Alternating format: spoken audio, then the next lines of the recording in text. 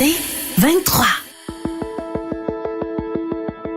Nouvelles technologies, univers numérique et innovation. Voici une tasse de tech avec Alain McKenna et Pascal Forget. Salut tout le monde, bienvenue à un nouvel épisode d'une tasse de tech, la balado techno du groupe Cogeco qui aime ça quand il fait beau. Là, je suis un petit peu à court de rimettes qui finissent par O. Alain McKenna ici avec Pascal Forget. Salut Pascal. Bonjour Monsieur McKenna, une rime en haut qui parle de météo. On Ça vous faisait écoute. longtemps Non, que t'avais attends. Et on diffuse en météo. stéréo. Mais ça, j'arrive pas à figurer si c'est vrai parce que si vous entendez moi à gauche et Pascal à droite, un peu comme notre vidéo sur nos canaux vidéo, sur YouTube entre autres, ben vous nous le direz parce que j'ai aucune idée si on enregistre. Je pense pas en fait. Je pense que ce serait très particulier qu'il y ait une légère spécialisation, mais que je sois complètement à gauche et toi complètement à droite. Je pense que On va appeler Dolby. On pourrait être le premier podcast canadien en Dolby Atmos. Oui. C'est comme si vous étiez assis entre moi et Pascal. C'est pas tout le monde qui va aimer ça, cela dit. Les gens vont se réveiller la nuit en soir en disant « Oh non! Une tasse de tech! » J'ai pensé à ça, c'est effrayant. On salue nos partenaires pour 2024. TELUS, Plan Hub, merci d'être avec nous. On a des nouveaux partenaires qui s'en viennent. Ne vous inquiétez pas, j'en parle depuis quelques semaines. On a bien hâte. D'ailleurs, on va parler avec quelqu'un de TELUS dans quelques minutes. Dans cet épisode, on va parler de karaoké en voiture, quelque chose de super sécuritaire. Quelque chose que tout le monde demandait, ben oui, avec impatience. Exactement, de Google Maps. C'est encore une fois quelque chose qui est pratique en voiture. Puis je te raconterai ma super anecdote de navigation avec Google Maps qui m'a amené dans des sens interdits. De jeux d'argent de Starlink, d'Apple Watch série 10 et du ZenBook 14 avec le nouveau processeur Core Ultra d'Intel, la guéguerre des laptops et des ordinateurs. Ah oui, avec une nouvelle puce Intel. Chaude. Oui. Une nouvelle puce Intel, très très hâte d'en parler. Et le ZenBook, c'est une belle machine dans la nouvelle génération, là. Bel appareil. Je veux dire ceci, on ne parlera pas d'écouteurs Bluetooth cette semaine, mais un jour, on va finir par en parler parce que j'ai des écouteurs de toutes les marques. J'ai des trucs OnePlus, des trucs Google, des trucs Apple, et je vais vous dire ceci, pourquoi on n'en parlera pas cette semaine, parce que j'en ai porté un et j'ai attrapé une infection de l'oreille comme j'ai jamais vu avant. Je suis sur des médicaments super puissants. J'en ai pour une semaine. Donc, je vais commencer par investiguer un peu sur c'est quoi le problème avec ces affaires-là. C'est même pas... L'autoscope j'ai pas besoin de ça. J'ai besoin d'un miroir. Mon oreille est comme 3 fois plus grosse que l'autre. Fait que c'est ça, mais avec l'autoscope, tu verrais le fond. J'ai montré les images à un ORL qui a fait « Oh, tabarnouche! Les images sont de meilleure qualité que les appareils qu'on a professionnels. » En tout cas, je veux pas nécessairement voir de quoi a l'air l'intérieur de mon oreille, mais je peux dire que de l'extérieur, ça fait mal. Donc, je vais attendre de soigner ça. Je vais regarder c'est quoi le... Parce que je disais quelque part que, évidemment, plus qu'il y a d'écouteurs Bluetooth qui se portent, plus qu'il y a d'infections aux oreilles qui se manifestent, n'est-ce pas? Donc, on va investiguer là-dessus, parce que c'est peut-être un problème sous-estimé de ces nouveaux gadgets. Tu sais, du plastique chinois qu'on se met dans les oreilles, ça se peut qu'il y ait des infections. Ça, puis les parasites. Ça pourrait être mal interprété, ce que tu dis, mais on va faire de quelque chose qu'il faut pas faire en voiture, mettre des écouteurs. Je vois beaucoup de gens qui ont des écouteurs en voiture. Oui, c'est vrai. Chose à ne pas faire, parce que ça enlève... Non, et puis il faut bien entendre, parce qu'il y a des choses qu'on voit pas, on les entend des fois avant que ça rentre dans notre champ de vision. Mais t'as raison, on part nos espressos de tech avec une grosse nouvelle que j'ai reçue 2 fois plutôt qu'une, parce que je fais de l'auto et de la techno, donc j'ai reçu une nouvelle de Ford. Et 2 heures après, j'ai reçu la nouvelle de Stingray Digital. Stingray, vous savez, c'est une compagnie de Montréal qui fait dans, appelons ça la radio numérique. Ils ont un paquet de chaînes dans les services de télécâblés où c'est que de la musique. Ils ont une application mobile aussi, grâce à laquelle on peut écouter des stations de radio préfabriquées. On peut trouver aussi de la musique numérique. C'est un peu le Apple Music ou le Spotify québécois. C'est pas vraiment loin de ressembler à ça. Ils sont plus discrets dans leur approche parce qu'ils approchent des tiers qui diffusent plutôt qu'être directement face aux consommateurs. Donc, ils ont leur approche et ils ont beaucoup de succès dans certaines régions du monde avec leurs applications de karaoké. Et là, vous me voyez venir comme une tonne de briques. Ils ont dit, pourquoi ne pas embarquer les karaokés dans les voitures? Ils viennent de signer une entente avec Ford pour essayer ça. Je sais pas si c'est eux qui me disaient ça, mais semble-t-il que le karaoké en voiture est extrêmement populaire en Asie. Généralement, les affaires qu'on comprend pas chez nous, ce qu'on nous dit comme un peu par défaut pour excuser ces affaires que nous on comprend pas, c'est comme c'est super populaire en Asie. Écoute, c'est un exemple. En voyage à Taïwan, je me souviens que dans l'autobus qui nous emmenait d'un événement à l'autre, il y avait des micros de karaoké et nos guides se sont mis à nous chanter des chants. Écoute, C'est une expérience assez troublante. Qui sortent les micros dans l'autobus, puis là, tout le monde est super content de faire du karaoké dans l'autobus. Écoute, ça occupe. C'est en caravane, allons à la cabane en boucle. Ça, c'est la chanson de ton choix. Mais écoute, avec des micros, c'est... À suivre, mais si jamais vous vous emmerdez en voiture, évidemment, il ne faut pas être le conducteur, parce qu'il faut quand même garder sa concentration sur la route, mais c'est sûr que ça déconcentre, je peux pas croire. Bref, une distraction de plus. Si vous êtes curieux pour ça, allez voir ça. Ford et Stingray. Je me rappelle plus du détail quand ça va embarquer, de quelle façon, mais c'est sûr qu'on veut pousser un service. Les constructeurs d'automobiles veulent pousser de plus en plus des services par abonnement dans les voitures aussi. On paye tant par mois et on ajoute telle fonction. Donc ça, c'en est une qu'on sent qui va mener à un abonnement éventuellement. Si vous voyez des gens avec des micros dans leur voiture, une main sur le volant, une main sur le micro, les yeux sur l'écran pour les paroles. C'est pas une bonne idée. Poussez-vous en courant. L'autre chose qui donne envie de se pousser en courant, Alain, c'est l'intelligence artificielle. Il faut qu'on en parle dans chaque épisode. On est condamné à ça. L'intelligence artificielle, attention, où? Dans son imprimante, Alain. Tu veux-tu ça? Qui a besoin de ça? Qui réclame l'intelligence artificielle? On sait qu'une imprimante, c'est peut-être le périphérique le plus désagréable à utiliser sur un ordinateur personnel. Et on sait que l'intelligence artificielle est super désagréable à utiliser la plupart du temps. Les deux ensemble, comment ça peut aller bien? Qu'est-ce qui peut bien fonctionner? Mais écoute, c'est une idée d'HP qui appelle ça Perfect Output. Et ça s'en vient, la sortie parfaite. Déjà, le titre est particulier, qui va détecter, quand tu vas imprimer une page d'un site web, par exemple, va détecter les publicités, les coupures de pages au mauvais endroit, va reformater le texte, va positionner les photos pour que ça fasse quelque chose de beau et d'harmonieux. Ça va aussi aider pour l'impression des feuilles de calcul. Tu sais, les feuilles de calcul où tu imprimes, puis il y a une colonne qui est sur une deuxième page, puis là, tu es obligé, c'est l'horreur. Tu gaspilles du papier, tu gaspilles de l'encre, les compagnies se réjouissent.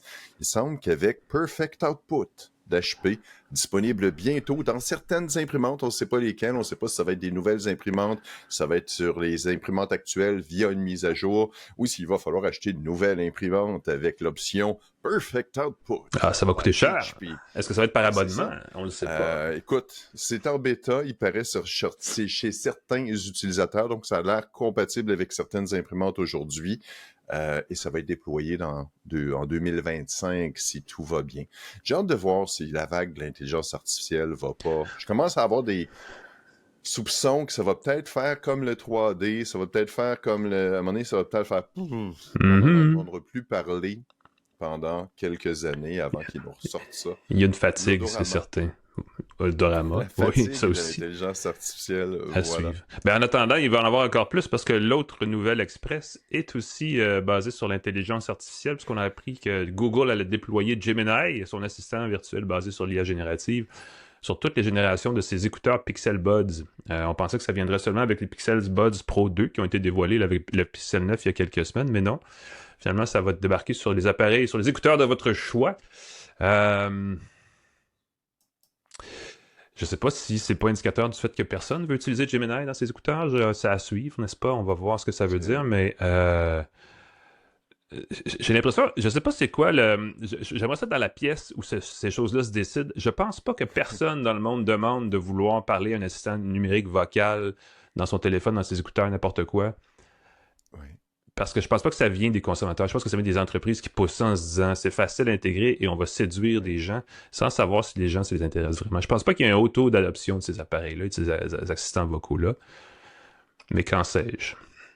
Parce que moi, tapoter mon écouteur, j'aime pas ça. Les gros écouteurs, peut-être, là, ceux qui couvrent l'oreille circumauriculaire, ça marche bien. Mais avec des petits bouchons, tapoter ces petits bouchons, trouver le bon tapotage, dire le bon mot-clé sans que ça se déclenche automatiquement pendant une conversation. C'est assez particulier comme option. Écoute, fabriquons des écouteurs dans lesquels on peut parler comme au téléphone et que les gens à l'autre bout fassent pas. Tu peux-tu enlever tes écouteurs, je t'entends mal. Je pense que ce serait un bon début.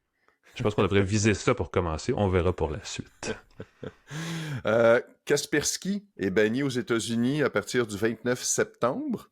Récemment, les consommateurs qui avaient Kaspersky dans leur ordinateur se sont rendus compte qu'ils avaient Ultra AV installé dans leur ordinateur à la place, un antivirus, sans qu'il y ait rien demandé.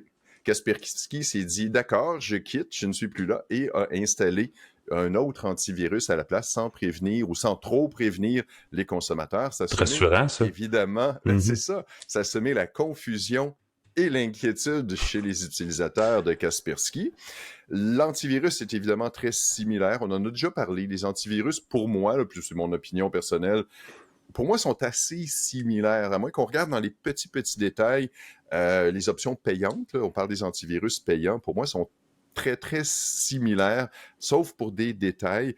Il semble qu'Ultra AV est très similaire, sauf qu'il n'y a pas de protection pour les webcams, il n'y a pas de protection contre les paiements en ligne versus ce que Kaspersky offrait, mais il offre $1 million d'assurance si on vole ton identité et il va protéger les transactions à haut risque comme les changements de mot de passe et tout.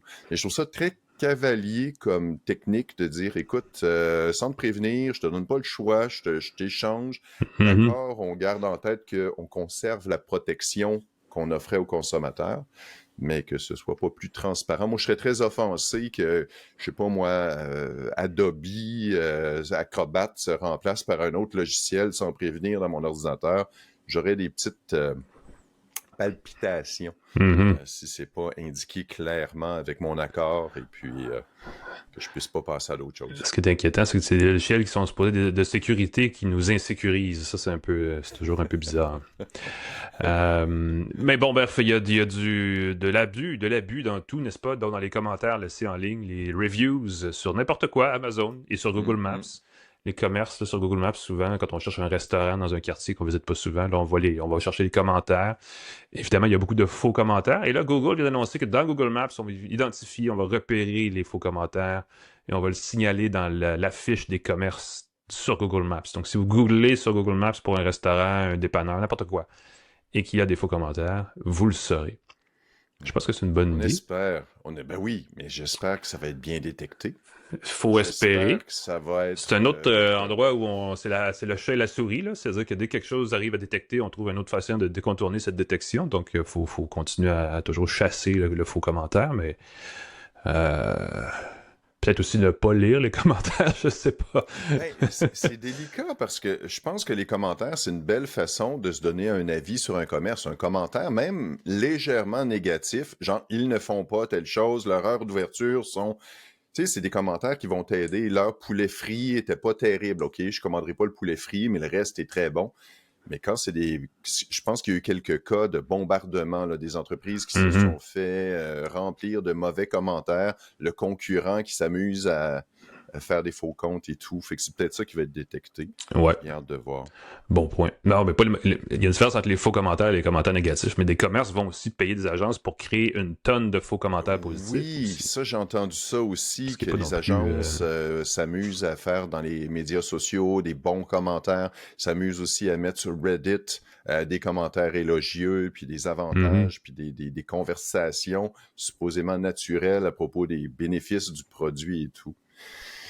Aïe, aïe, aïe. Ouais. As-tu un garage? Non, je n'ai pas de garage. Je suis ce genre de gens qui trouvent que c'est un peu superflu dans une maison, mais je sais qu'il y a beaucoup de gens qui aiment ça avoir un double garage et sinon même 2 doubles garages. Pourquoi pas? Et voilà. Et Amazon va en profiter. Bientôt. C'est ça, on va bientôt avoir c'est un garage. Et un garage avec un ouvre-porte intelligent. On parle compatible avec le service MyQ. Je connais pas. En français, c'est mon cul. C'est pas Amazon Key, c'est pas, ouais. Écoute, c'est Amazon Key qui est le service qui dirige tout ça, mais le garage, la porte de garage intelligente doit être MyQ. On parle des marques LiftMaster et Chamberlain aussi. J'ai pas une grande expertise en porte de garage, Alain, dans mon petit condo du plateau. Non, mais une porte de garage avec dispositif mon cul, il me semble que c'est important de savoir que ça existe.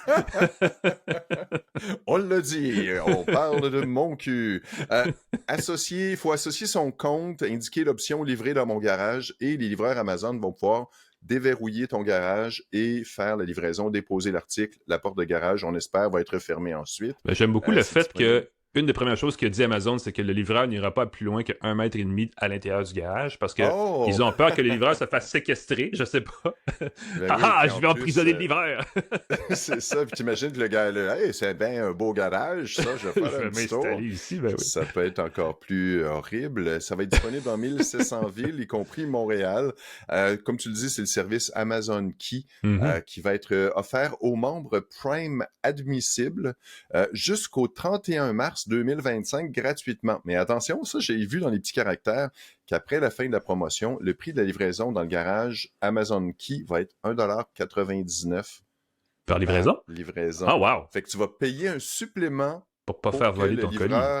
Ouvre, non, mais le temps d'ouverture de la porte, quand tu y penses, les livreurs, de plus en plus, souvent chez moi, en tout cas, ils lancent les colis à distance. Ils lancent les par la colis, fenêtre de la voiture. Sur le bord de la porte, ça va super vite. Il faut que tu attendes que la porte s'ouvre, que tu mettes le colis, que tu attendes que la porte se déverrouille.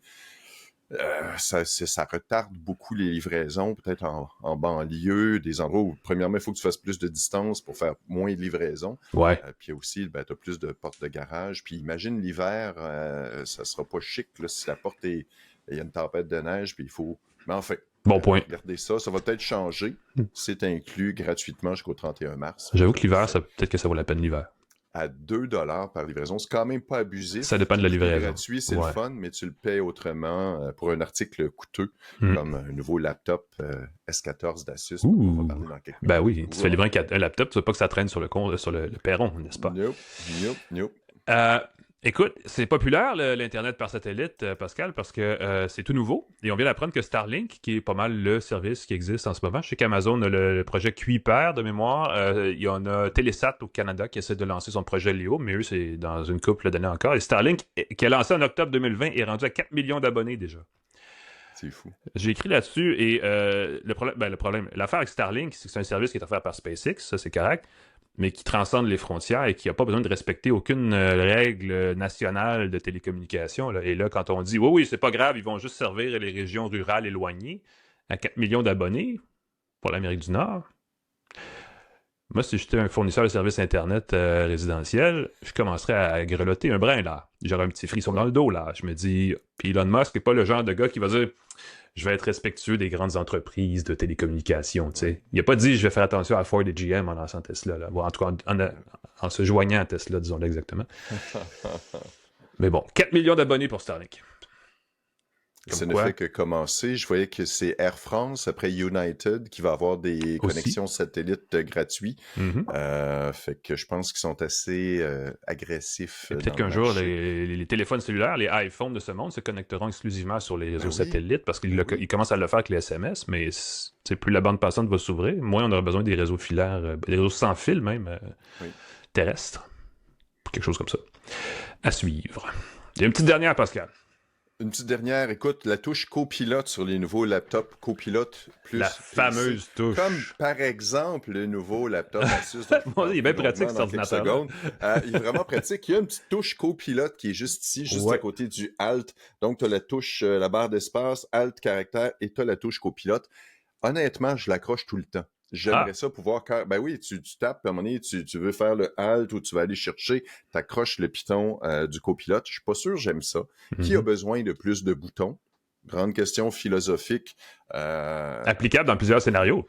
Applicable dans plusieurs scénarios, y compris l'adolescence. On va bientôt pouvoir changer, remapper cette clé-là pour ouvrir une autre application de son choix. J'espère qu'on va pouvoir la désactiver complètement. Ce serait une option que je considère sérieusement. Donc, c'est pour dire qu'ils ont mis cette touche-là sur les nouveaux copilotes plus PC pour les démarquer, pour qu'ils soient remarquables et tout. Mais finalement, on se rend peut-être compte que cette touche-là n'est pas aussi utilisée. Ceux qui veulent pas utiliser copilote pour toutes sortes de raisons, ceux qui veulent pas payer, ceux qui n'ont pas de bénéfice à ça, tu pourrais mettre l'application de ton choix. Ben oui. Ben, je veux dire, Microsoft le sait, hein, quand tu forces les gens à utiliser une application spécifique sur ta plateforme, ça peut être une forme de monopole. C'est pas babal fun. Exactement. Pour l'instant, c'est une fonction qui est proposée en bêta. Ça s'en vient peut-être déployer là, pour tout le monde dans un futur proche. Seulement les applications signées sont approuvées pour l'instant. Tu peux pas installer des applications libres de droit. Il faut que ce soit des applications signées avec le service. Certifiées, ouais. Certifié Microsoft, ainsi de suite, pour que ce soit bien sécuritaire. Encore une fois, de quoi je me mêle. C'est ton bouton, fais ce que tu veux avec. Ben oui, c'est un peu ça. C'est ça, c'est mon bouton. Je peux le péter comme ça. Je savais que t'allais dire ça. Bonne blague de bouton, tu savais. On a parlé de mon cul, on a parlé de péter. Ben voilà. Jusqu'où allons-nous aller dans ce On va présenter notre commanditaire pour les actualités. Je pense que c'est dans l'ordre. C'est pas fin, non, c'est pas vrai. De plus haut niveau intellectuel, évidemment, on a un commanditaire pour les actualités, n'est-ce pas? Vous les connaissez, on leur parle. On vous parle d'eux chaque semaine, les gens d'InfoBref qui vous font chaque jour des petits miracles de résumés d'informations. 10 nouvelles, rapido, dans un beau courriel rédigé, formaté, envoyé dans votre inbox à 5h du matin, tous les jours, gratuitement. J'étudie, ça rentre tous les jours gratuitement dans votre inbox. 5 minutes de lecture efficace, 10 nouvelles, vous avez ce qui a besoin d'être su dans ce courriel-là, donc vous le savez, vous partez pour le travail comme un champion. Essayez ça, infobref.com. Il y a eu des petites conférences de presse cette semaine, des petits dévoilements, des petites nouvelles, le fun. Il y en a 2 qui ont retenu notre attention. La première, c'est du côté de Samsung. En fait, ça confirme des choses qu'on soupçonnait, mais qui n'étaient pas encore officiellement confirmées et qui, là, maintenant, le sont. Samsung Canada va vendre chez nous 2 appareils. Le Galaxy S24 FE. FE pour Fan Edition. Je ne sais pas ce qu'un fan peut vouloir d'un téléphone bon marché alors qu'il pourrait se permettre la grosse machine. Ben c'est ça. Moi, j'aurais mis Fan Edition comme le modèle le Ultra, haut de gamme, en Ultra, là, plus, une petite coche de plus. Tu es fan, tu payes plus. C'est un modèle plus abordable, au contraire. Ben voilà, plus abordable, mais qui conserve quelques éléments du S24 régulier. On parle d'un écran AMOLED de 6,7 pouces, quand même pas mauvais. Batterie longue durée, appareil photo de 50 mégapixels avec plein d'objectifs, le fun. Il va te faire en 4 versions, bleu, graphite, gris, menthe. Ça va s'en venir la semaine prochaine, ça commence le 3 octobre, la précommande. Et l'autre affaire, celle qui m'intrigue le plus, parce que j'ai bien hâte de l'essayer, c'est la Galaxy Ring, l'anneau connecté que Samsung a dévoilé au courant de l'été là, dans un événement en France. Un appareil, une bague qui va coûter, c'est une bague de luxe, 550$. Donc, si vous voulez peut-être renforcer vos liens avec votre douce moitié, c'est un cadeau à faire à ce prix-là, quasiment, là, je sais pas. Je suis peut-être cheap aussi. C'est ça. Ah non, c'est une bague sans... Elle est connectée. Tu vas perdre un diamant! Non, du Wi-Fi. Ah, vous t'as dit ça faire. Tu vas perdre du poids avec ça. Quel message peux-tu envoyer à ton Je dirais que tu vas mieux dormir, mais c'est peut-être pas super positif non plus selon les conditions. Plus. Écoute, il y a 2 affaires à savoir par rapport qu'elle coûte 550$. C'est que pour l'acheter, il faut d'abord commander un kit d'essai, des fausses bagues en plastique pour avoir la bonne dimension. Parce que important. Quand on achète un anneau, il faut vraiment pas se tromper et c'est pas toujours la mesure indiquée qui est la bonne parce que ça varie d'un fabricant à l'autre. Oui, ça vaut la peine de l'essayer. Donc l'épaisseur de la bague, tout ça fait varier les dimensions, donc c'est important. L'appareil donc peut être essayé dans une boutique Samsung Experience. Je pense pas qu'il y en a à Montréal de mémoire, mais il y en a en tout cas. Oui, il y en a une dans le centre d'achat avec le Decathlon et le Uniqlo. Ah oui? C'est une boutique Samsung qui est juste là. Fait que j'assume. OK. Ben écoute, on peut le faire à personne. On peut commander tout ça en ligne. Analyse du sommeil, suivi du cycle pour les femmes, surveillance de la température de la peau, suivi de l'activité. C'est un beau gadget quand même. Ça vaut la peine. Évidemment, il faut voir si ça vaut le prix parce qu'à partir de là, des fois, il y a des fonctions premium auxquelles il faut s'abonner.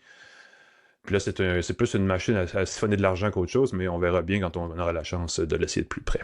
Et le Galaxy Ring est aussi compatible seulement avec les téléphones Samsung. Ça, c'est un principe. Oui, il y a ça aussi. Si jamais vous voulez changer de téléphone Android ou passer du côté de la pomme, ça pourrait ne pas fonctionner. Bague. C'est pas comme les bagues de marque tierce, effectivement. Et l'autre grosse nouvelle cette semaine, c'était la conférence Meta Connect 2024 qui a duré, écoute, même pas 1 heure et pourtant qui avait du gros stock à annoncer. Je veux dire ceci... Pour les États-Unis surtout, parce que les médias canadiens sont boudés, ignorés, snobés par Meta. C'est très drôle. On n'a absolument aucun moyen d'avoir accès à quoi que ce soit à part de faire un petit tour aux États-Unis et d'aller bidouiller là-bas. Mais c'était Mark Zuckerberg qui était donc fier de présenter 3 nouveautés. Celle la plus intéressante, c'est le MetaQuest 3S, une version plus abordable du MetaQuest 3, qui était quand même assez cher. Là, j'ai vu le prix à 300$. Je présume que ce sont des dollars américains, parce que j'ai pas vu le prix canadien. On parle d'un casque de réalité virtuelle de résolution un petit peu moindre au Quest 3 en fait. Et là, j'ai trouvé des termes que je n'ai pas encore traduits, mais que j'ai hâte de voir la différence. On utilise des lentilles Fresnel au lieu de lentilles Pancake. Ça sonne comme un déjeuner ou un brunch, mais non, c'est une technologie d'affichage, donc j'ai hâte de voir. Évidemment, ça fait que c'est un petit peu moins net. Cela dit, la mécanique est la même processeur, tout le reste. Donc ça reste d'être un casque encore très versatile, disons ça comme ça, qui est toujours aussi bien conçu là, pour jouer à des jeux vidéo avant tout. Même si on veut beaucoup pousser la productivité chez Meta. Je pense que c'est l'important. Que Quest 3. Fait que ça veut dire que c'est la même performance, mais c'est dommage que la qualité de l'image va être un peu réduite. Ouais. Mais est-ce que l'expérience va être intéressante quand même? Si seulement on pouvait l'essayer. En tout cas. Il y a eu les lunettes Ray-Ban aussi, les Ray-Ban Smart Glasses, là, qui apparemment ont un succès commercial inouï. On le sait pas vraiment. C'est des lunettes qui semblent tout à fait intéressantes. Mais là, ce qui est le fun, c'est qu'on a lancé une version Wayfarer, ça c'est le modèle traditionnel de lunettes Ray-Ban. Shiny Transparent avec ce Fire Lens. On l'a dit en anglais, on le traduit pas en français, c'est ça son nom. Ce que ça veut dire, c'est que ce sont des lunettes à monture transparente. Donc, on voit toute la quincaillerie à l'intérieur. Oh. C'est très élégant. Ça a vraiment de la classe. Surtout que ce modèle de verre fumé-là de Ray-Ban est un classique. Écoute, il transcende les générations. Je ne sais pas comment ils ont réussi, mais bravo à Ray-Ban. La technologie visible, ça va faire jaser. Ça rend ça très élégant.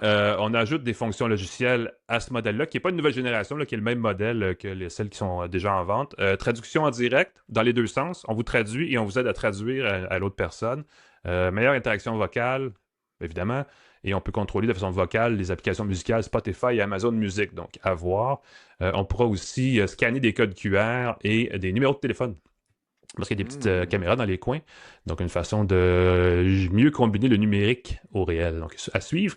Et la troisième grosse affaire, c'était les verres, les lunettes, en tout cas c'est un prototype parce qu'elles sont vraiment gigantesques, des lunettes à réalité augmentée qu'on appelle Orion, de Project Orion. Ça fait un petit bout de temps qu'on en parlait chez Meta, et là on a présenté un prototype qui va servir à développer les prochaines vraies lunettes à réalité augmentée qui seront mises en marché par Facebook, donc par Meta, pardon.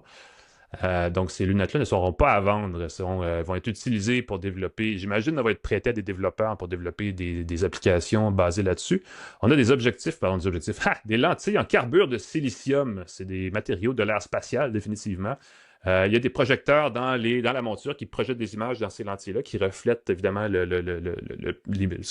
lumière, disons, générée par le projecteur, pour avoir de l'information numérique par-dessus ce qu'on voit devant nous. De la réalité augmentée, donc tout à fait. On dit qu'on va pouvoir interagir avec les hologrammes créés sur les lentilles par la voix, par le mouvement des yeux, par le mouvement des mains. Il y a des capteurs de mouvement mur à mur là-dedans, donc j'ai hâte de voir. Évidemment, il y a contrôle vocal. Ça va venir avec des bracelets aussi pour mieux comprendre le mouvement. À un moment donné, il va falloir s'habiller en une marque entière de gadgets et d'appareils parce qu'il va y avoir le vêtement connecté, la montre, la bague, les lunettes, les bracelets. En tout cas, ça va être toute une histoire. Bref, ça va être à suivre. Il n'y a pas de date de lancement ou quoi que ce soit d'annoncer par rapport à ça, mais c'était le fun de voir ce gadget qui est un peu ce qu'on promet, là, l'espèce de rêve éveillé de la réalité augmentée, là, de dire un jour tu vas mettre tes lunettes, tu vas partir dans la rue et ça va être comme avoir Internet devant toi tout le temps. Ben là, clairement, on pousse dans ce sens-là. Il reste à voir si ça va se concrétiser, mais ça, on le saura dans les prochaines années. Ça va être à suivre.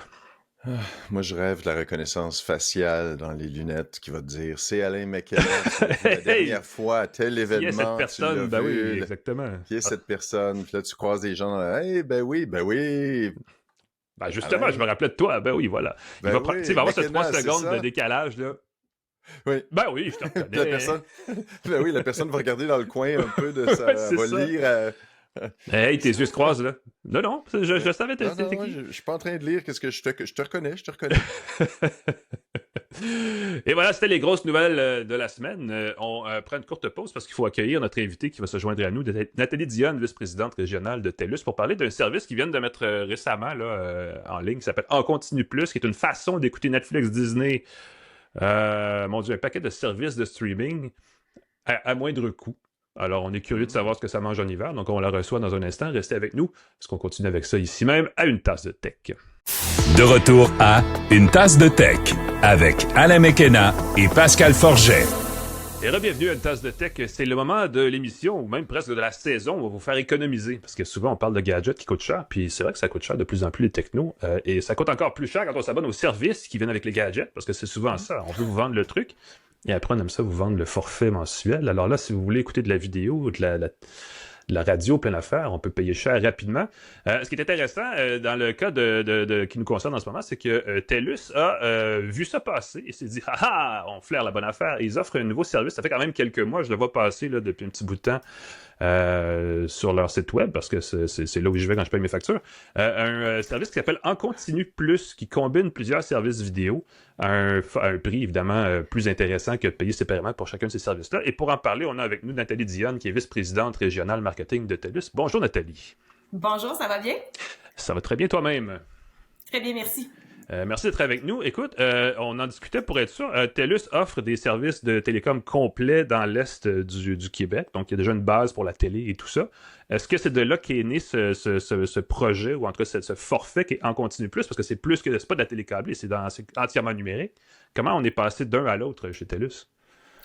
C'est une excellente question, puis je vais commencer par vous dire que vous savez que l'ADN de TELUS est vraiment d'élargir ses réseaux et de bonifier ses réseaux pour offrir les meilleurs services, les meilleures technologies à ses clients. Fait que c'est dans cette optique-là qu'on a lancé le premier service de télé IP en 2010 dans notre territoire traditionnel de TELUS, mais qu'on a également investi dans nos réseaux de fibre optique depuis 2013 pour vraiment faire évoluer à la fois nos services télé, mais également nos services de bande passante pour offrir à nos clients le meilleur du divertissement. Donc, on a lancé ce service-là et progressivement, on a vu les tendances d'usage de nos consommateurs évoluer. Et c'est pour ça qu'on a développé un partenariat avec Tout.télé Extra, qui est une plateforme OTT. Donc, depuis 2013, plus de 10 ans maintenant qu'on est partenaire avec Tout.télé Extra. Et on offre le service inclus à l'abonnement à nos clients Internet, télé, mobilité également. Et maintenant, Maison Connectée, donc pour s'assurer que ces clients-là puissent bénéficier de la meilleure valeur ajoutée à leur abonnement. Donc, on a continué de faire évoluer nos gammes de produits et services. Ce qu'on voulait également, c'est que nos clients qui visionnent ce type de contenu-là aient la meilleure flexibilité possible. Donc, ils ont accès maintenant sur leur décodeur depuis plusieurs années à Netflix, à Tout.télé Extra. Donc, ils peuvent l'écouter à la fois à la maison, dans leur déplacement. Et là, mais c'était pas tout. On voulait continuer de faire évoluer la gamme de nos produits. Donc, c'est de là qu'est né Stream Plus, donc en continu plus, qui est offert à l'échelle canadienne. Mais ce qui était important pour nous, c'était d'aller chercher les contenus sur demande qui étaient les plus populaires à la fois à l'échelle canadienne, mais aussi au Québec. Et c'est de là que oui, notre partenariat de Tout.télé Extra est toujours là, mais qu'on a fait évoluer la nouvelle gamme de produits en continu plus, en incluant un nouveau forfait qui a été lancé récemment, qui inclut Club Illico, qui fait partie des contenus très populaires ici au Québec. Ben, j'allais demander, il y a des contenus québécois qui sont intégrés dans le forfait. Le Club Illico en fait partie, là. Oui, exactement. Donc, on sait que de plus en plus, les plateformes comme Netflix, Amazon incluent également du contenu québécois. On en a vu apparaître au cours des dernières années. Mais avec l'arrivée de Club Illico dans nos gammes de forfaits, ce qu'on voulait vraiment s'assurer, c'était de répondre aux besoins des Québécois qui sont très attachés à leur Star System, aux séries originales québécoises, et c'est important pour nous de soutenir ce volet-là, la culture québécoise, puis les besoins de nos clients également. Donc, à tout ça vient s'ajouter également Tout.télé Extra qui est toujours disponible. Donc, avec tout ça, nos clients ont accès au meilleur du divertissement. Ils ont le maximum de choix, puis on sait que la rentrée télévisuelle est arrivée. Donc, il y a plein de belles nouvelles séries. Donc, c'était vraiment quelque chose auquel on tenait à cœur. Mm-hmm. Je comprends que c'est un bouquet, en continu plus, c'est un bouquet de services à la demande. Donc, au lieu de s'abonner séparément à Netflix, si je comprends bien, s'abonner séparément avec Disney+, tu peux payer un montant par mois. Tu peux connecter tes comptes existants, fait que tu perds pas les séries, l'historique de visionnement. Ah, OK. Et tu n'as qu'un montant à payer au lieu d'avoir 4-5 services à payer. C'est un peu le principe? Exactement. Donc, comme on l'a fait, puis on l'a vu dans les produits traditionnels d'Internet, de télé, avec des forfaits de regroupement qui nous permettent d'économiser, ce qu'on voulait vraiment s'assurer, c'est que nos clients puissent avoir accès à ce type d'économie-là avec leur service de vidéo sur demande par abonnement préféré. Donc, un client qui s'abonne au service chez TELUS peut donc regrouper et lier ses abonnements actuels et pouvoir économiser. Donc, dans le cas du forfait Franco Plus, de base, c'est 19% là, d'économie que le client peut réaliser en s'abonnant et en regroupant.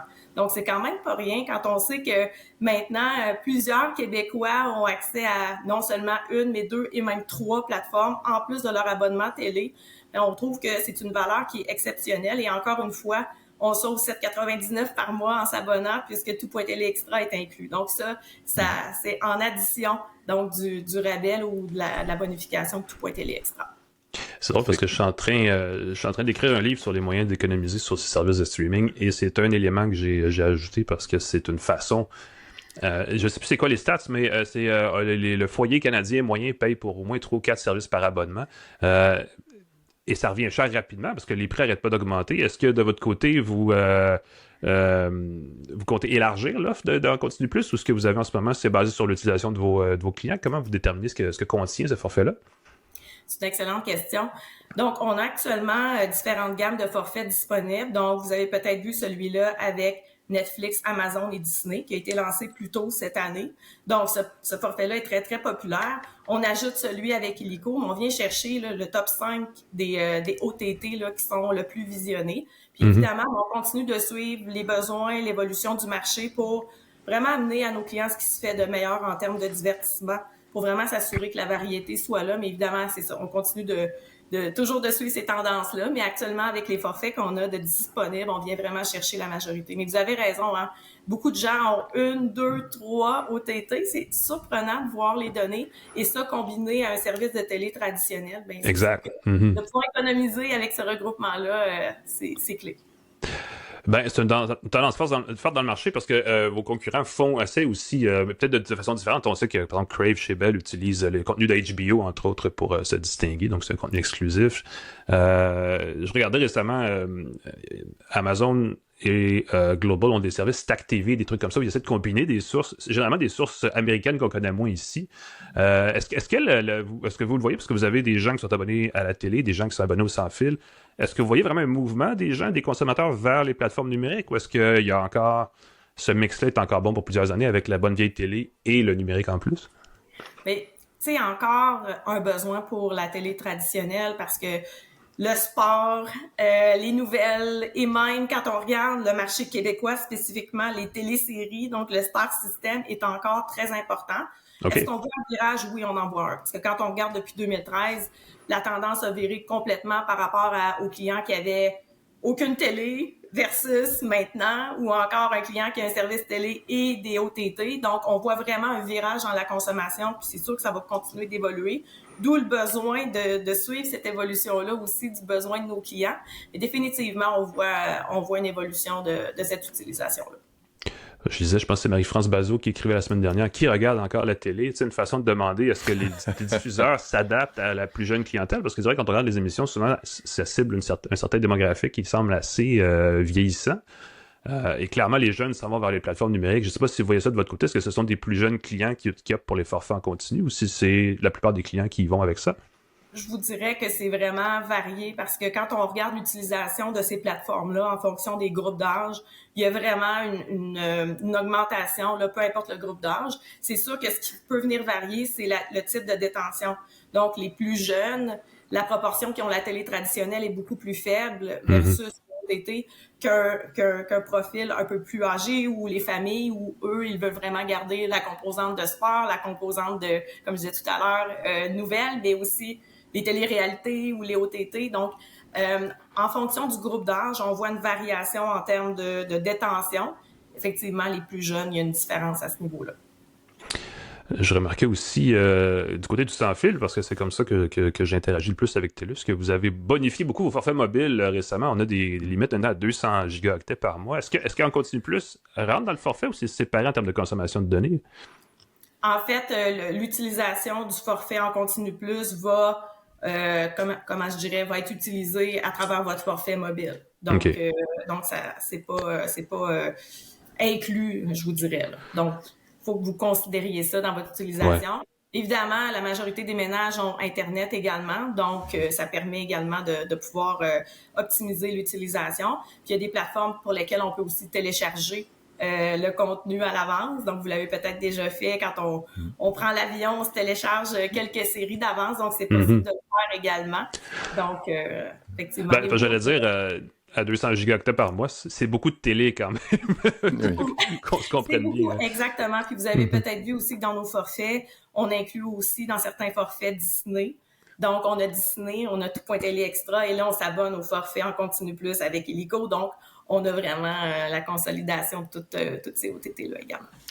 Puis, ce que je devrais vous dire aussi également, c'est qu'à travers l'abonnement dans Continu Plus, vous avez aussi accès à du contenu original produit par TELUS. Ah, donc, on a du contenu produit à l'échelle nationale, mais aussi du contenu produit ici au Québec, donc du contenu local qui répond aux besoins des gens locaux. Donc, je vous invite aussi à aller visiter cette section-là sur l'abonnement, parce que puisque vous vous abonnez, vous avez aussi l'application TTV+, qui vient avec ça. Donc, vous allez pouvoir avoir accès à ce type de contenu-là local, vraiment intéressant.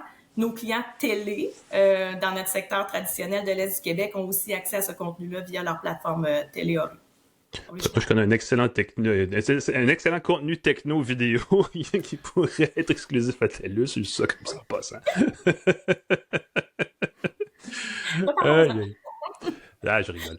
Mais c'est quand même intéressant de voir ces forfaits-là parce qu'effectivement, ça coûte cher assez rapidement. D'ailleurs, les gens, de plus en plus, payent plus cher pour les services numériques que pour la télé traditionnelle. Puis à l'origine, l'idée, c'était justement de combiner tout ça en une seule offre qui serait plus abordable. Donc, c'est bien de voir que les fournisseurs ont quand même des solutions qui ont dans ce sens-là. En continu plus, donc, j'imagine, faut être client de TELUS pour en profiter. Vous offrez pas ça à des gens qui sont pas chez vous déjà. Et ça commence à... TELUS et Koodo également. Donc, Koodo, OK. Peut aussi avoir accès à ce forfait-là. Donc, je vous invite à aller consulter puisque maintenant, on a aussi le service Koodo Internet qui est disponible. Donc, vous pouvez combiner le service de Koodo Internet avec la mobilité, mais aussi avec le service d'en continu plus.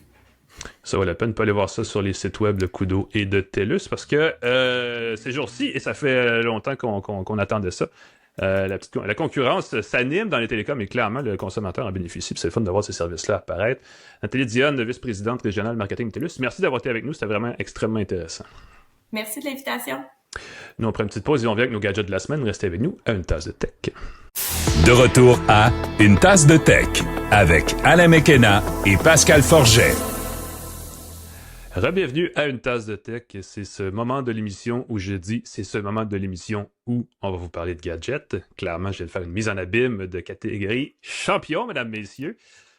On a 2 beaux gadgets cette semaine et celui de Pascal me rend un... Ben non, je l'ai, je pourrais l'essayer moi aussi, mais j'ai pas eu le temps encore. Mais il est quand même assez cool. Le ZenBook S14 d'Asus qui m'a permis d'apprendre un nouveau mot quand ils ont lancé l'appareil, le céraluminum. qui se traduit pas super bien en français. C'est super drôle parce que c'est exactement ça avec quoi je voulais commencer. Écoute, la matière avec laquelle il est fait avec du céraluminum et c'est pour ça que j'ai gardé le petit sticker ici. Ouais. C'est une belle matière. Honnêtement, là, je trouve que ça fait un fini. De mémoire, c'est quoi? C'est de l'aluminium anodisé combiné avec une espèce de composante de céramique qui rend en fait, qui fait une texture le fun et qui le rend un peu plus rigide et plus léger. Okay, c'est ça. Et ça, moi, le feeling que j'ai, c'est un comptoir de cuisine. C'est bizarre, là, mais mon Dieu. Très solide, très résistant, ne fait pas de traces de doigts ou si peu. Si on met des empreintes dessus, c'est pas comme de l'aluminium, on verra pas l'empreinte de doigt. On va cependant voir des espèces de, moi je te dirais, de marques de graisse. Je sais pas comment le dire, c'est subtil. Ouais. On est loin du plastique noir cheap de la plupart des laptops. Exactement. Ouais. C'est un beau fini. Puis ceux qui nous regardent sur YouTube, là, je le montre et même avec le reflet de l'éclairage, ça reste très. Ouais, parce qu'en plus, il est texturé, strié, il est design, comme on dit. C'est un laptop avec un écran de 14 pouces qui fait moins d'un demi-pouce d'épaisseur, qui pèse 1,3 kg, très, très léger. Il a, surtout, c'est un... Puis là, son nom complet est long comme le bras. Core Ultra, Asus ZenBook S14, Copilot Plus PC... C'est un de ces fameux PC Copilot Plus tels que définis par Microsoft au début de l'été, là, qui a comme un NPU puissant, il peut faire un nombre de téra patentes à choses d'opération. Ouais, exactement. Ça, la beauté de ce laptop-là, c'est que il a le nouveau processeur Core Ultra, les fameux Lunar Lake qu'on entend parler depuis un moment. Et c'est très drôle parce que tu entends parler de Lunar Lake, rumeur, puis d'un coup, tu arrives, Core Ultra CPU, puis tu fais, c'est quoi ça, cette affaire-là? Ouais, ben c'est le nom de code versus le nom commercialisé. C'est le nom de code versus le nom commercial. Je trouvais que Lunar Lake, c'est quelque chose de cool, tandis que Core Ultra 7 CPU, c'est plus technique. Je ne veux pas défendre Intel, ils ont déjà assez de la misère à le faire eux-mêmes, mais la gamme Core Ultra comprend les Lunar Lake et la future gamme de, je pense que c'est Raptor Lake qui va aussi venir, mais c'est des processeurs pour tour de bureau, là, pour PC, desktop. C'est ça. Donc, ça va quand même s'appeler Core Ultra, mais c'est 2 générations de puces différentes. Ça vient mêlant vite. Ça fait partie du problème. Exactement. Il y a 2 versions, 16 ou 32 GB de RAM. J'ai eu la version Core Ultra 7 de 32 gigs. Il y a là-dessus, écoute, tu as un qui est la bonne version. Un téraoctet de stockage. Un téraoctet de stockage, c'est pas rien. Et la mémoire vive, elle est intégrée sur la puce. Ça, c'est particulier. Ouais. Avant, tu avais des puces à part. Les processeurs Core Ultra ont la mémoire vive intégrée et le processeur neuronal, le processeur le NPU, ben oui. Le NPU dessus qui peut traiter jusqu'à 47 nits, quelque chose comme ça. Des tops. Les nits, c'est l'écran. Ouais, ça vient mêlant vite. Tout à fait, parce que j'ai mes notes ici. Avec les nits, c'est 500 nits, c'est pas l'écran le plus lumineux, mais il est superbe. Écoute, j'ai eu beaucoup de plaisir à l'utiliser. Écran tactile, évidemment, ce qui n'est pas encore disponible du côté d'Apple. Wi-Fi 7, reconnaissance de visage Hello extrêmement rapide. Donc, tu ouvres ton laptop, ça te déverrouille tout de suite avec la reconnaissance faciale. Détail amusant, une housse est incluse. Oh! Pratique! Une jolie housse! Donc, ben on oui. peut glisser dans sa housse, le porter, le transporter dans son sac avec une protection supplémentaire. Je trouve ça joli. L'autre chose que j'ai remarqué, c'est que le ZenBook, quand on le démarre, tu as un logo qui est tout petit dans le coin, qui ressemble étrangement au logo de Starfleet. Dans Sérieusement, là, c'est fatigant. Si t'es un amateur de Star Trek, c'est très drôle de voir l'ordinateur à démarrer. J'ai un petit feeling à chaque fois d'avoir le petit logo de Starfleet qui apparaît. C'est stylisé, mais c'est tellement similaire, ça se peut pas que ce soit une coïncidence. Et à quoi ça sert? C'est juste un logo? Il n'y a pas une fonction? C'est juste joli. C'est juste joli. C'est pour distinguer ici. Écoute, le laptop a jusqu'à 20 heures. On promet jusqu'à 20 heures d'autonomie avec une bonne performance. Et c'est ça la chose que Intel tente de montrer. Intel est un peu, disons-le, en mode rattrapage par rapport à Qualcomm et Apple, il y a quelques années, a révolutionné. À un moment donné, Intel a lancé ses propres puces qui permettaient de doubler l'autonomie des laptops. Qualcomm est arrivé avec ses nouveaux processeurs qui, encore une fois, augmentaient significativement les laptops, l'autonomie des laptops. Et là, Intel dit, OK, nous aussi, on est capable. On arrive avec un laptop comme ça. Est-ce que j'ai eu 20 heures d'autonomie complet? Pas vraiment, mais j'ai été quand même très agréablement surpris que mon laptop, je pouvais le laisser en mode veille quelques heures, quelques jours, et j'avais quand même encore une excellente autonomie pour travailler longtemps. Il y a eu beaucoup de mises à jour de pilotes et de périphériques. On nous a d'ailleurs fourni le laptop un peu à l'avance en disant « Faites attention, il y a des mises à jour ». J'ai fait les tests de performance qui étaient suggérés dessus. Je fais jamais ça d'habitude avec un laptop, mais là, j'étais trop curieux. J'ai fait le test Steel Nomad de 3D Mark Lite. Installez ça dans votre ordinateur et j'ai vu qu'on pouvait jouer à un jeu à 24 images par seconde. C'est 3D Mark Lite, une version pour les ordinateurs portables. Et tu pouvais jouer confortablement avec 24 images par seconde. Ça donnait un score, si vous voulez regarder, 3D Mark Lite, la version Steel Nomad Lite, 3265, ce qui est très, très respectable pour un ordinateur portable. Et tu vas quand même avoir une bonne autonomie. Donc, tu as une bonne carte graphique dedans, tu peux brancher des périphériques, ainsi de suite. Vraiment hâte de voir. L'affaire qui est fun, c'est que je trouve que c'est excitant d'avoir un laptop avec une nouvelle puce, avec un nouveau processeur, une nouvelle technologie. Sauf qu'on se doute bien que l'an prochain, ils vont arriver avec la deuxième génération qui va probablement avoir corrigé des erreurs de jeunesse et affiner tout ça. Fait qu'est-ce que je me précipiterais sur ce laptop-là aujourd'hui? Si ça fait quelques années que vous avez un laptop et que l'autonomie est de 2-3 heures de la pile et que vous voulez avoir un gros gain de performance, oui, parce que vous allez avoir un ordinateur vraiment chouette. Puis, il n'est pas si coûteux que ça. On parle de 1800 $ pour le modèle avec 16 Go de RAM, avec le Core Ultra 5, un peu moins costaud. 2200 $ pour le Core Ultra 7 et 32 Go de RAM. Comparez ça avec les laptops similaires du côté d'Apple. Parce que oui, Apple... ou HP, Acer, les grosses marques de PC. Acer et tout. Dans ce genre de PC haut de gamme, là, de laptop haut de gamme. Tout est haut de gamme dans le clavier. Tout est vraiment formidable. Dans ce laptop-là, il n'y a pas de compromis. Écoute, il y a 2 ports USB-C, un port USB régulier, prise d'écouteurs, port HDMI. Fait que tu as une connectique pour un ordinateur aussi mince, Normalement, là, beaucoup de laptops que j'ai eu récemment avaient des ports USB-C, that's it. Ouais. Là, tu as quand même le port USB-A. Non, c'est une machine qui va bien vieillir, ça, je peux vous le dire. Moi, si tu permets, tu as fait un petit peu allusion tout à l'heure, mais le gros défaut que je trouve irritant, et ça vaut pas seulement pour ce produit-là, c'est les mises à jour éternelles de pilote, parce que là, t'as Windows, donc tu as les machines Microsoft, t'as évidemment les logiciels que tu installes qui n'ont rien à voir avec aucune marque de fabricant, peu importe, mais t'as Microsoft, ensuite t'as Intel avec ses puces. Généralement, tu as NVIDIA aussi avec sa carte vidéo s'il y en a une. Après ça, tu as Asus comme tel avec ses propres pilotes. À la fin de la journée, tu as des mises à jour éternelles et continues sans bon sens. Tu es toujours en train de mettre ton ordinateur à jour et ça, moi, ça devient un irritant rapide. Je pense que Microsoft essaie de se limiter à 2 grosses mises à jour de Windows par année. Comme une espèce de tune-up saisonnier, là, comme une voiture. Là. Oui, on devrait arriver à ça à un moment donné. Tout le monde s'est dit, bon, regarde, on fait ça 4 fois par année, c'est fini. Ça ferait tellement du bien, là. Parce que moi, ça devient un irritant, là. Je suis comme toujours, tu ouvres ton ordi, tu viens faire de quoi? Poup, on va redémarrer. T'es comme, mais pourquoi? Ou là, poup, il y a une mise à jour. Puis là, tu sais pas ce que tu rates ou pas. Je suis un peu en désaccord là-dessus parce que, puis là, encore une fois, je vais juste jouer le gars contraire. Tu peux me dire que je n'ai pas. Non, mais l'autre argument, c'est aussi. Il y a toujours un côté festif à avoir une mise à jour. Voyons ça comme ça, en tant que gars de techno, des nouvelles fonctionnalités. Mais surtout les corrections de bugs.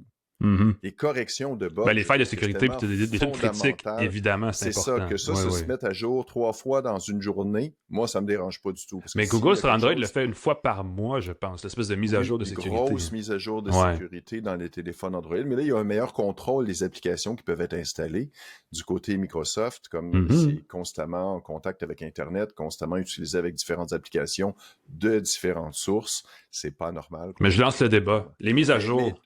Mise à jour. Qu'est-ce qu'on fait avec ça? Est-ce qu'on abandonne? On n'a plus de mise à jour. On va faire ça. Il n'y a pas de solution dans le milieu. Il n'y a pas de zone grise. T'es pour ou t'es contre. T'en veux tout, t'en veux pas. C'est tout. C'est un débat. Après ça, tu jettes ton laptop, tu le remplaces par un autre. Ça, c'est la meilleure des options. Mais je suis d'accord avec toi que quand tu veux travailler puis qu'ils te disent j'ai besoin de redémarrer puis ça démarre pendant 5 minutes, ça brise un peu ton flow. Mais ça vaut pour tout, tu sais. Le jour où tu veux jouer à ton jeu sur Xbox, ça fait 2 semaines que tu n'as pas touché à ta console pour que tu fasses une mise à jour. Là. Deux choses, moi, qui m'embêtent encore plus que ça, si tu veux, plus que les mises à jour, qui au moins apportent des nouvelles fonctionnalités, des correctifs de bugs, c'est les publicités de jeux. Quand tu es en train de travailler, tu démarres ton PC puis qu'il y a une publicité de game Xbox, quelque chose. Hey, je veux travailler. Fais-moi un de jeu, ça m'énerve. Et les trucs, vous avez redémarré l'application. Est-ce que vous voulez nous donner vos commentaires? Non. Êtes-vous satisfait de votre expérience? Non. Pose-moi pas la question là, me répondre des choses que je pourrais regretter en cours.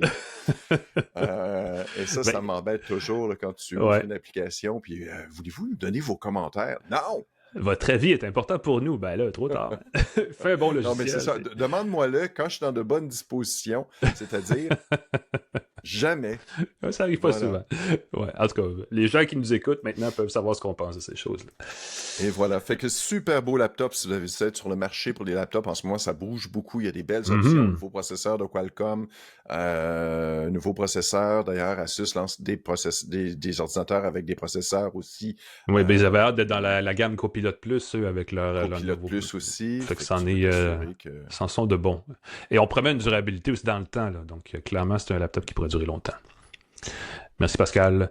Je sais pas, moi, si le gadget que j'ai cette semaine va durer longtemps. Je pense que c'est fait pour durer longtemps. C'est l'Apple Watch Série 10, Series 10, comme on dit dans le langage de Tim Cook. C'est la 10e version de l'Apple Watch. Et pour marquer le moment, on a créé une montre qui, ça paraît pas au premier coup d'œil, mais a probablement la plus grande amélioration, les plus grandes révisions depuis la création de la montre, à part l'Apple Watch Ultra, qui est une montre, peut-être une gamme à part, de certaine façon. Une montre qui coûte, et encore une fois, on n'est pas dans les gadgets abordables, $549, faut en tenir compte. Et après ça, il faut acheter un bracelet. Je peux vous donner ce conseil. Des bracelets Apple sont vraiment excellents et beaux et tout le kit. Il y a des bracelets Hermès à 1000 quelques piastres aussi qui sont vraiment spectaculaires. Mais il existe des bracelets à sous les $50 qui vont vraiment faire votre bonheur. faut les trouver, là, ça se trouve facilement. Ce sont des bracelets propriétaires et ça de toutes les marques de montres connectées qui ont eu la géniale idée de faire des bracelets propriétaires. Ça devient un problème. Il y a des adaptateurs, il y a des petits connecteurs là, qui permettent de faire de les rendre universels, mais évidemment, ça prend l'adaptateur. Ça, c'est extrêmement vrai, c'est un gros problème, puis c'est une mauvaise habitude des fabricants d'appareils électroniques. Ce qui est nouveau sur la montre, c'est qu'on a revu surtout l'affichage pour le rendre plus grand. On a légèrement arrondi les coins du boîtier pour la rendre, elle n'est pas ronde, elle ne sera jamais ronde, mais elle est légèrement plus arrondie. Ça reste un appareil qui est très carré. Le ratio d'image, d'ailleurs, il est très carré. On n'est plus, avant, il était très vertical.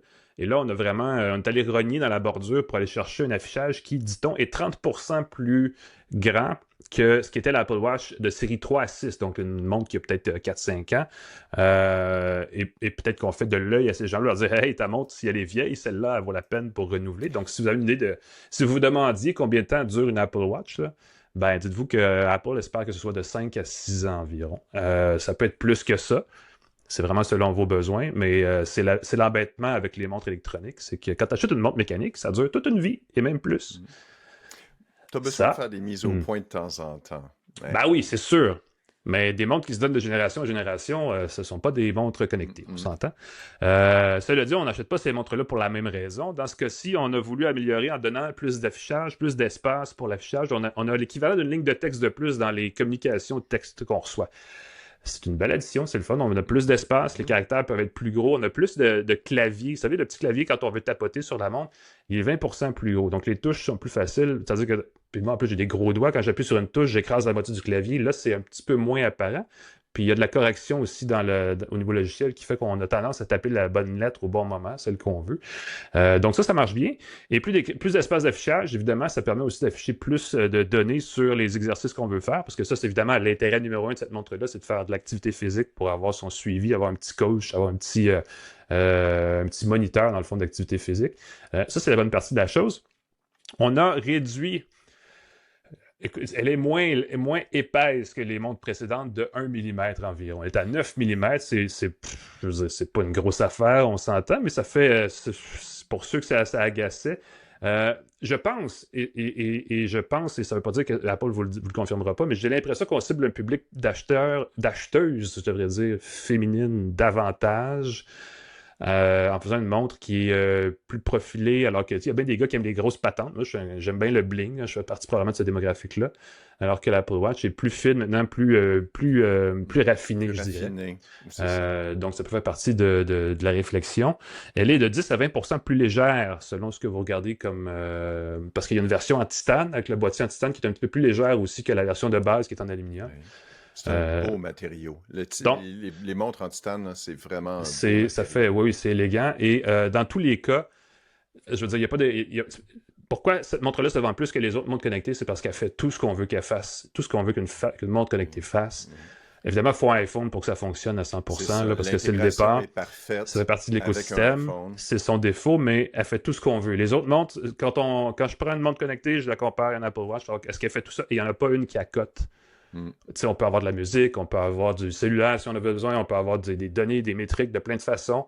Évidemment, on peut faire le suivi du sommeil avec cette montre-là, mais OK, excuse-moi. Ça, c'est une autre question. On a un autre débat à partir, Pascal, pour ou contre dormir avec une montre. Je trouve pas ça facile. Moi, je suis pas capable. Je trouve pas ça facile. J'aime porter des montres. Je porte des montres depuis que je suis tout petit. Mon bracelet semble nu quand j'ai pas de montre. Bon. Mais dormir avec une montre, spécialement une montre plutôt grosse, comme tu dis, j'ai une tendance à préférer les montres plus costaudes que fines. Dormir avec un gros truc au poignet, c'est pas terrible. Voilà. On essaie, elle, de la rendre plus mince pour ça en se disant, il y a aussi un suivi du sommeil, le fun.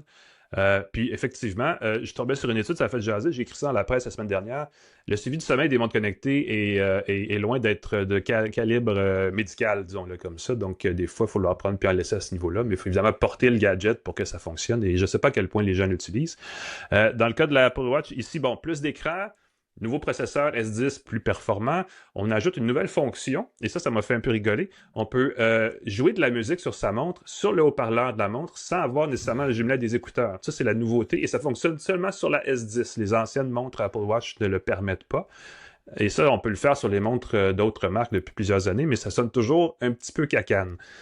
Apple, parce qu'Apple, c'est Apple, ils disent on a revu le système d'haut-parleurs pour que le son soit bon. Et je vais vous dire ceci, la musique là-dessus est vraiment bonne.